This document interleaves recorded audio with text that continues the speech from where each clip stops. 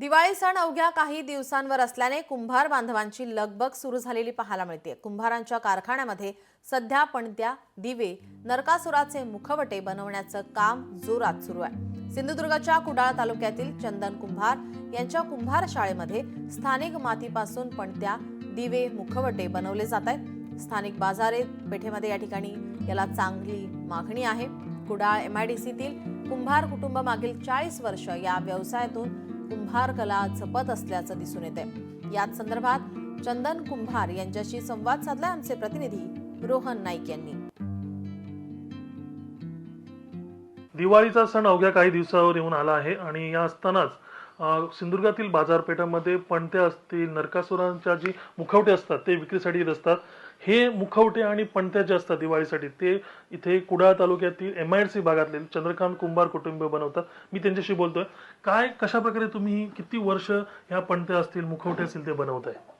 माझे वडील साधारण 40-45 वर्ष झाली आहेत। ते पणत्या वगैरे, मडके वगैरे म्हणजे कुंभार कामाच्या ज्या पारंपरिक वस्तू आहेत त्या बनवतात। दिवाळीसाठी पणत्या बनवतात आणि हल्ली आता नरकासुराचे मुखवटे आम्ही तयार करतो।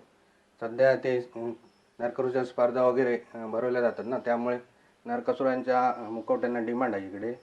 आम्ही मोठी बनवतो आणि लहान मुलांसाठी असे मनोरंजन म्हणून नरकासुर करतात, लहान त्यांच्यासाठी नरकासुराचे मुखवटे बनवतो आम्ही। या सध्या तर आम्ही लोकल मार्केटमध्ये सगळं विकतो। दिवाळीच्या आधी 3-4 दिवस मार्केटमध्ये पणत्या वगैरे विकायला जातात आणि कुणाची जर मागणी असेल तशी ऑर्डर पुरे केली जाते। तर एकंदरीत पाहिलं असेल तर दिवाळीच्या सणाच्या मुहूर्तावरच आपण पाहिलं असेल सिंधुदुर्गातील कुंभार समाज जो असेल त्यांच्या या शाळांमध्ये लगबग आपल्याला पाहायला मिळते। कॅमेरा पर्सन योगेश काळेसह रोहन नाईक, लोकशाही मराठी, सिंधुदुर्ग। लोकशाही मराठी ऐका, पहा, जागरूक रहा।